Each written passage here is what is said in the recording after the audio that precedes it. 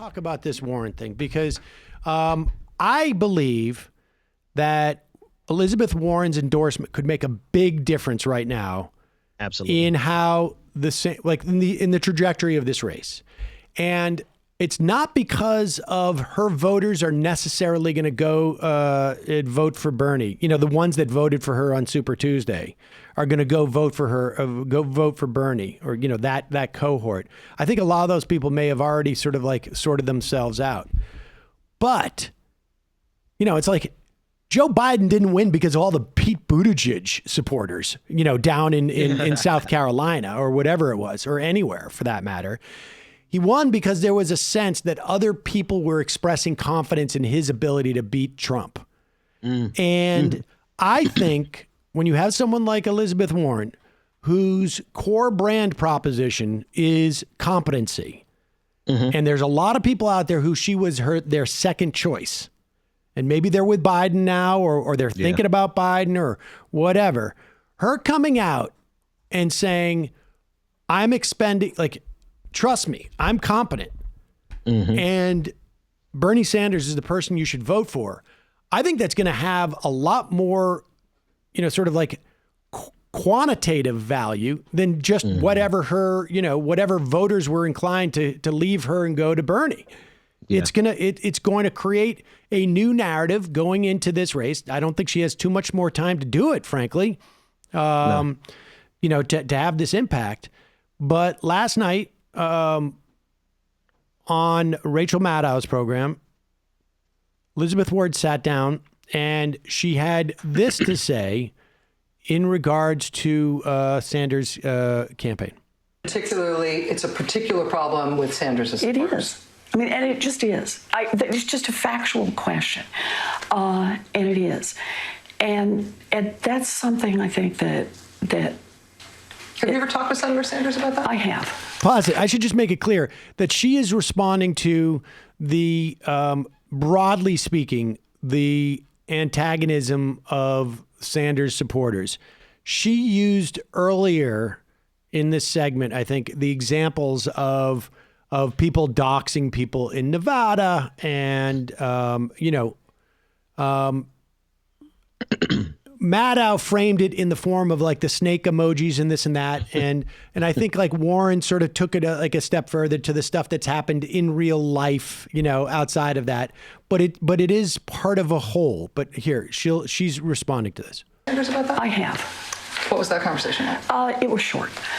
But yeah, we've talked about it. But I think it's a real problem. Does he not share your view that he's responsible for the behavior of his supporters? You know, I shouldn't speak for him. It's something he should speak for himself on. But I do think it's something that we need to reckon with in our political discourse in particular, because this is what politics is about, is to get out and put your ideas out there. And people choose sides, people vote, people say, I'm holding a sign for her, I'm holding a sign for him. That is part of what we do. But what underlies that is a fundamental human decency and respect for each other. An understanding that nobody tries to put somebody's family at risk or somebody personally at risk because they disagree with you on the politics of it, because they see the policy different, because they don't support your candidate and they support some other candidate. No. And if we follow that same kind of politics of division that Donald Trump follows, that notion of, he draws strength from tearing people apart, from demonizing people, from saying, oh, those are bad people, and that's kind of how they draw their strength. It's not who I want to be as a Democrat. It's not who I want to be as an American. And to the extent I have any power to control that, I do what I can, and I call on others to do the same. And I think we have to have some accountability around that. Now, she goes on to, you know, maybe suggest how you could go about this, you know, citing like the agreement she had with Scott Brown to not use outside money. But what is your, first let's start off is this, from your perspective, is this Elizabeth Warren saying, this is why I'm not going to endorse Bernie Sanders? Or is this Elizabeth Warren saying like, this is maybe the price I need to endorse you, because she's acknowledging maybe like what her, constituency and her base of support feels. Listen, man. I wish you hadn't asked me that question until after she endorsed, because I feel like what I have to say is going to be amalgamated into their complaints. Like, I don't think for a second that it is reasonable for a person running for president in 2020 to take the time to be concerned about concern trolling, because at this point, the internet has been a cesspool since AOL dial-up. OK, people have been going at each other's throats over everything from politics down to whether or not you put spaghetti with meatballs mixed together in one pot. Right. They really go to war with each other over everything. And what I know to be true about the Democratic Party is that they are using concern trolling as a way of trying to silence us. There is not going to be. Can we be nicer online? Yes. Can we ever be nice enough for them online? No. Because they are using civility as a tool to maintain their power. And I absolutely reject that from Elizabeth Warren. I don't care how many snake emojis. Are we really talking about snake emojis and people are going to die because they don't have health care coverage? We're talking about like marginalized people who are living on the edge financially. They're desperate. They don't even know if they could pay their rent coming up. Right. Some people just got evicted this weekend. Some of those are the people who are online are upset because of the absurdity of the framing of the conversation. And Elizabeth Warren, I love her. I want her endorsement, but she's complicit in that, exactly with that interview with Rachel Maddow.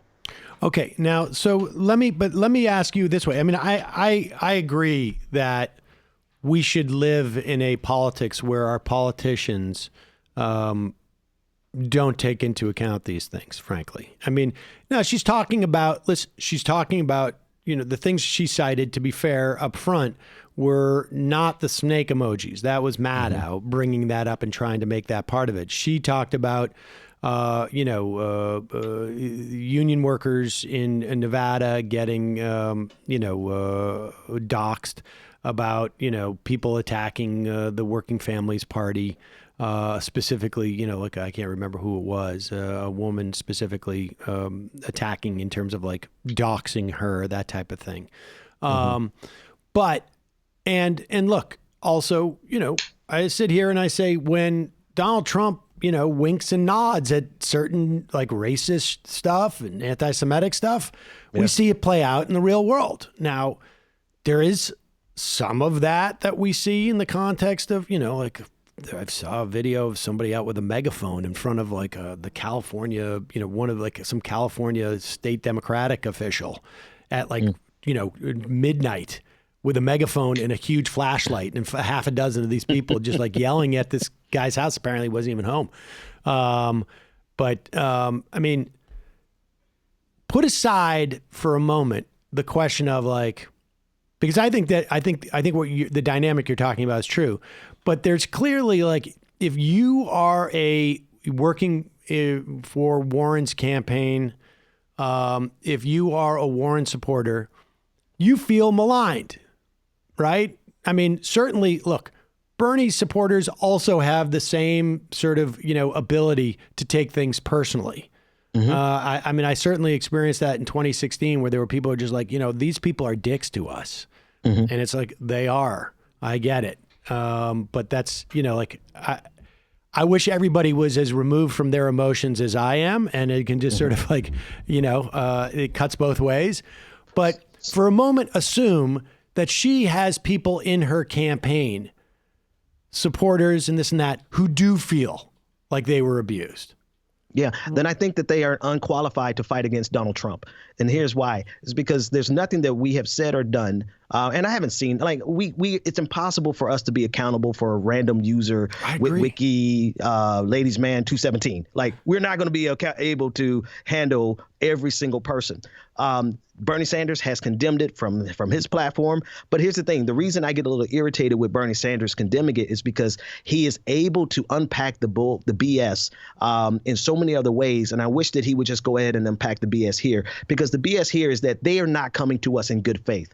If they came to us in good faith and would exchange with us a common bond of mutual friendship, that we're here for progressive values, then we could really consider, let's change our entire tone. But they're not coming to it. They want to destroy our movement.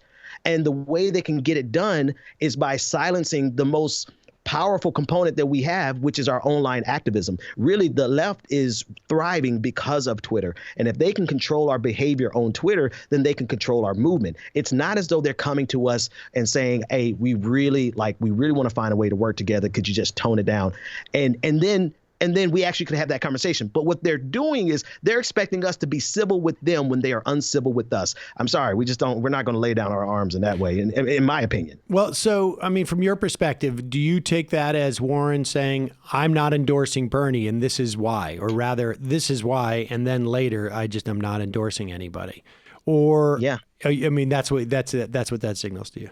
Yeah. To me, no, I honestly did not expect her, after the sexism claim, the claim that he said a woman couldn't win, I was like, oh, she's not on our team.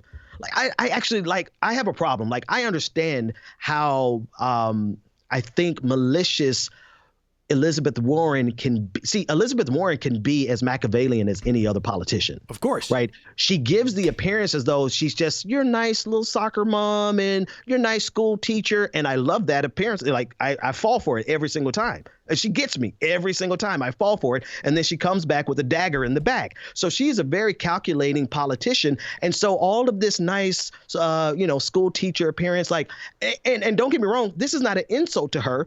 This is the kind of Machiavellianism that you need to win in politics. So I actually kind of admire it about her. But don't come and ask me to be friendly with you when you're stabbing me in the back. Well, I mean, but do you think, I guess my point is this, and that from my perspective, like, if you're the Sanders campaign, why can't you just come out and say, we're appointing some type of like ombudsman or czar who's going to look into, situations where we have Bernie supporters who are and any other supporters who of any other candidates who are doing things that we think are sort of out of bounds, online. Of course, people can go, and just like box in on some level Warren so that you're basically calling a bluff there. If it's a bluff, if it's not a bluff, then you're delivering something that gives her the opportunity to endorse.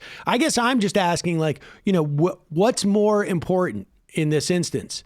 This notion of maintaining that there is no issue here with the behavior, or getting the endorsement.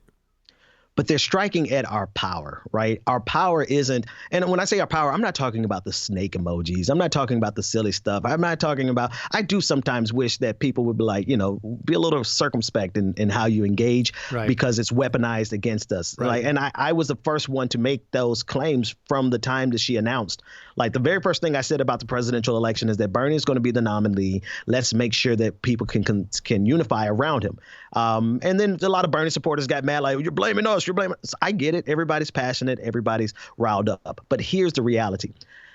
Two things. The left, our power is in our words, in our organizing, particularly online, as well as offline. Like there's a lot of real activism on the left that's happening offline, but they're trying to cut at our power center, which is our ability to organize online, particularly on Twitter, and to really, honestly, we have been thrashing some campaigns. Really, set aside Bloomberg, the fact that I consider myself an oligarch slayer at this point. Right. But we've gone through Kamala Harris down. Now there's only one person left, and that's Joe Biden. And they want us to play nice. No, we're not here to play nice. We're here to win this primary. That's number one. But number two, you're going up against the troll in chief, the man who has no shame. There is nothing that we have said that won't be amplified tenfold by Donald Trump. And so my question is, if you cannot handle the left on Twitter, how are you going to handle Make America Great Again? Right. Well, I mean, I think we've saw that she's not going to be she's not going to get the nomination.